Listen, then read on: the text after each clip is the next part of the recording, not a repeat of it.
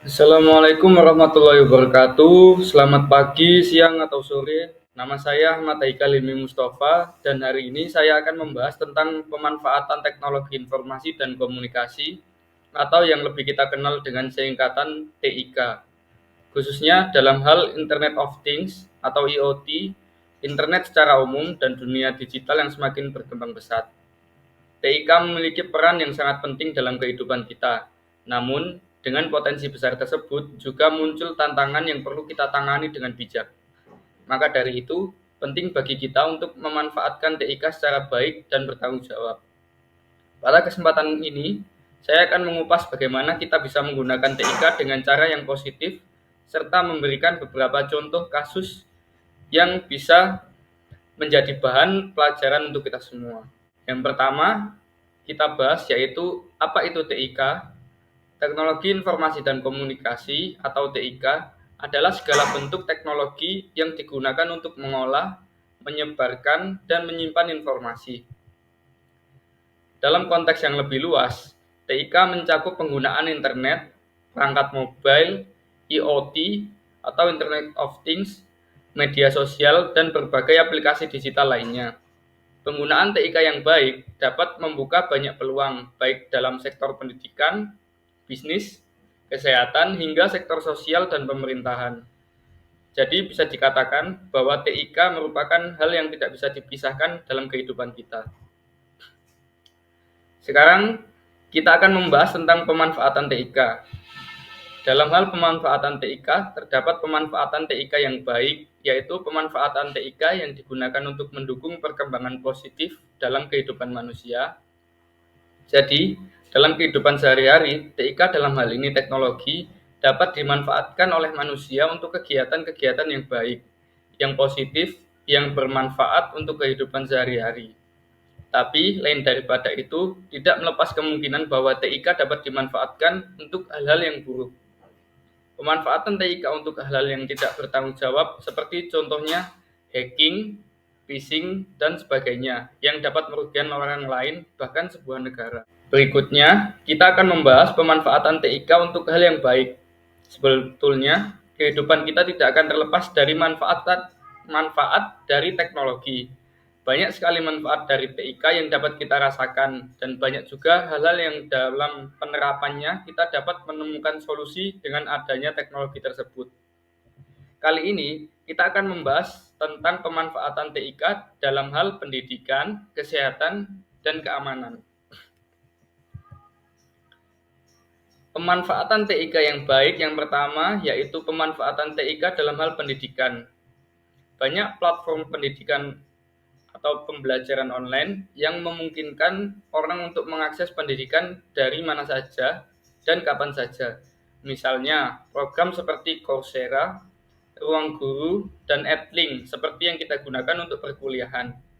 Aplikasi tersebut memberikan peluang bagi orang-orang di daerah terpencil untuk mengakses pembelajaran dari berbagai topik secara up-to-date, sehingga negara dapat meminimalisir ketertinggalan pendidikan untuk masyarakat. Dalam hal ini, berbanding lurus dengan kemajuan teknologi. Saat ini, guru atau dosen juga dapat memantau kehadiran, keaktifan, dan apa saja upaya yang dilakukan oleh siswa atau mahasiswa dalam melaksanakan pembelajaran, sehingga penilaian atau pengambilan keputusan untuk nilai pada pendidikan dapat lebih optimal. Dalam sektor kesehatan, penggunaan IoT memungkinkan pemantauan kesehatan secara real-time. Misalnya, alat medis yang terhubung dengan internet memungkinkan dokter untuk memantau kondisi pasien dari jarak jauh. Bahkan di tengah pandemi seperti COVID-19, hal ini membantu menjaga kesehatan masyarakat dan mengurangi beban rumah sakit.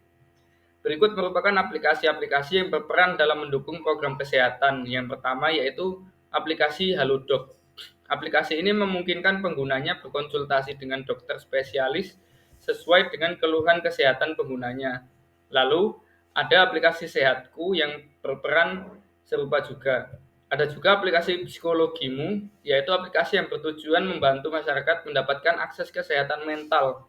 Dengan menggunakan aplikasi ini, Anda bisa mendapatkan konsultasi terjangkau ke psikolog berlisensi, konsultasi kapanpun dan dimanapun.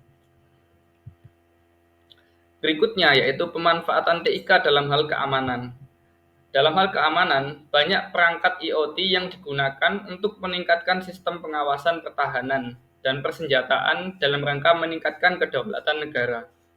Beberapa contoh penerapan pemanfaatan TIK dalam hal keamanan, seperti yang pertama, kamera CCTV yang terhubung dengan internet untuk memantau area tertentu secara real-time.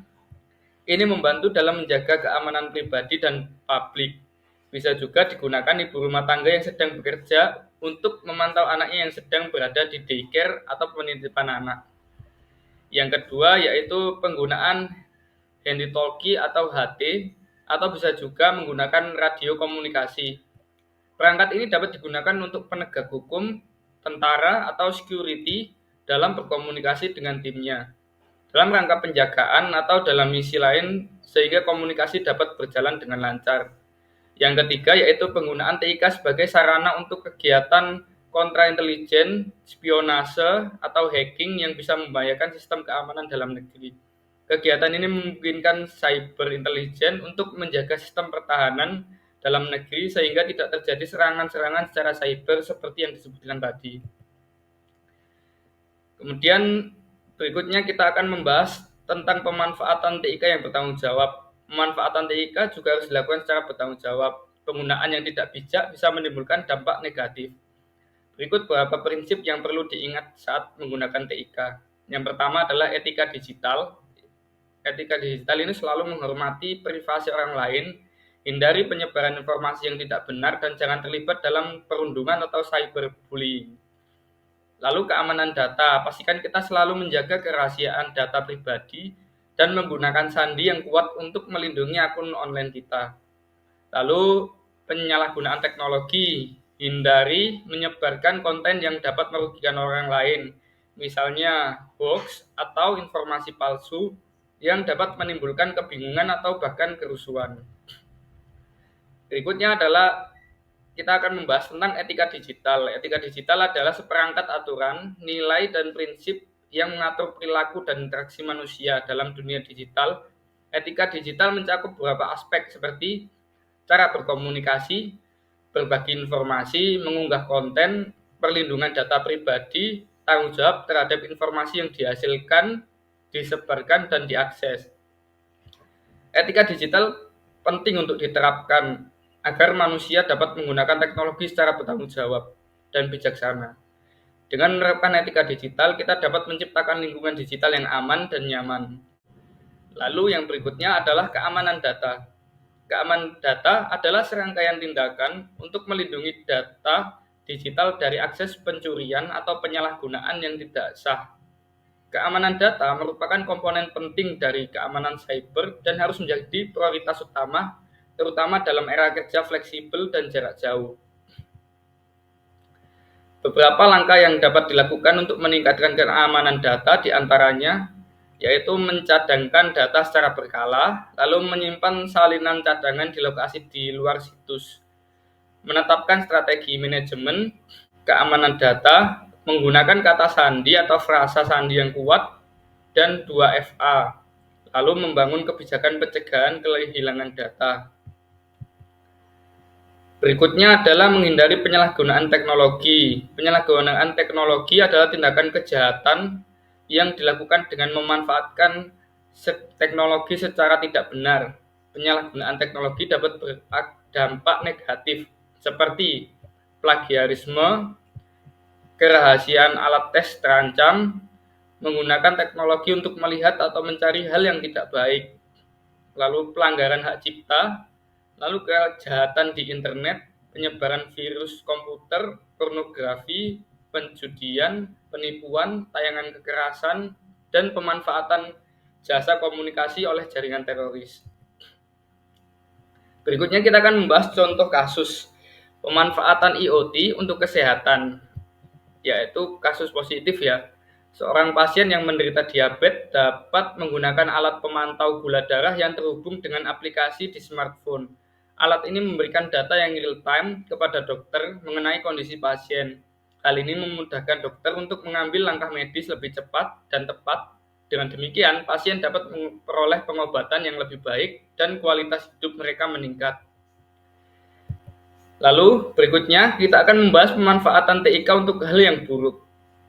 Penggunaan teknologi informasi dan komunikasi atau TIK yang buruk dapat mengarah pada berbagai masalah, baik dari sisi individu maupun masyarakat. Berikut adalah contoh penggunaan TIK yang buruk beserta penjelasan dampaknya. Yang pertama adalah kegiatan hacking. Lalu ada juga berita hoax.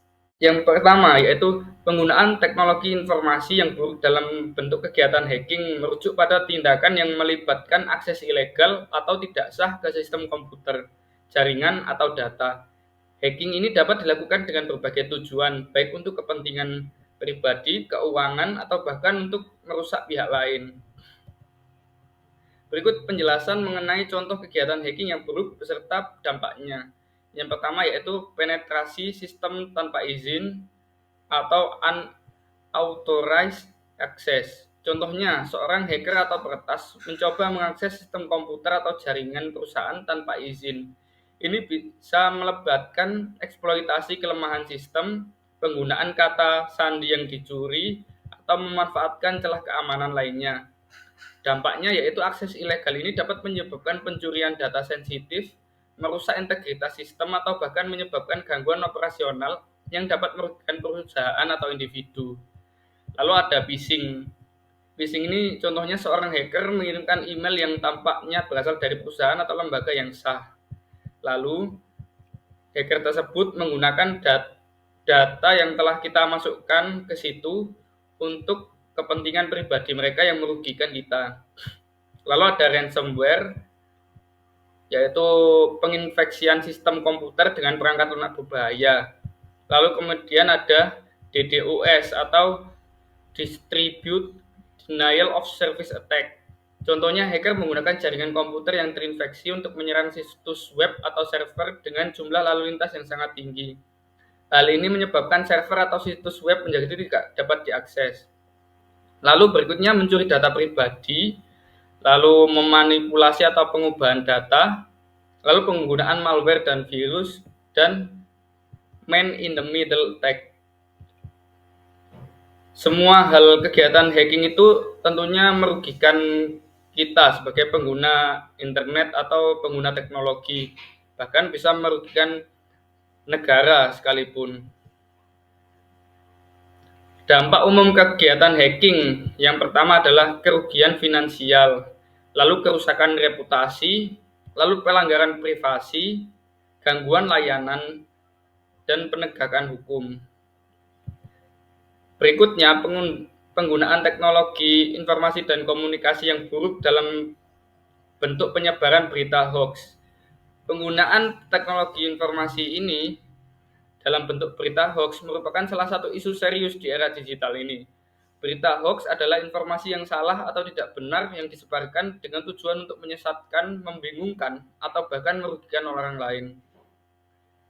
Penyebaran hoax seringkali dilakukan melalui platform media sosial, pesan instan, atau situs web yang tidak terpercaya.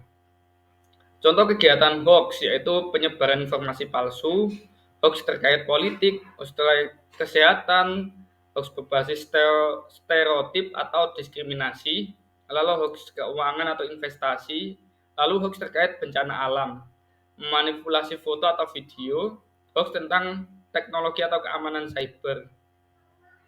Dampak dari hoax, kerusakan sosial, penurunan kepercayaan, kerugian ekonomi, kesehatan yang terancam, dan penyebaran panik.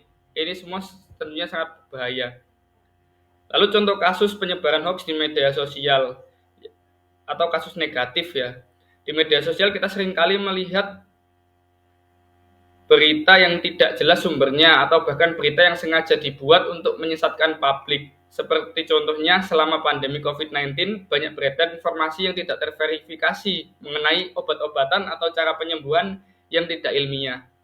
Menyebarkan hoax ini berpotensi menyebabkan kebingungan, kerusakan reputasi, dan bahkan membahayakan kesehatan masyarakat. Baik, sekian dan terima kasih telah menyimak pembahasan mengenai pemanfaatan TIK yang baik dan bertanggung jawab. Untuk kurang lebihnya mohon maaf. Wassalamualaikum warahmatullahi wabarakatuh.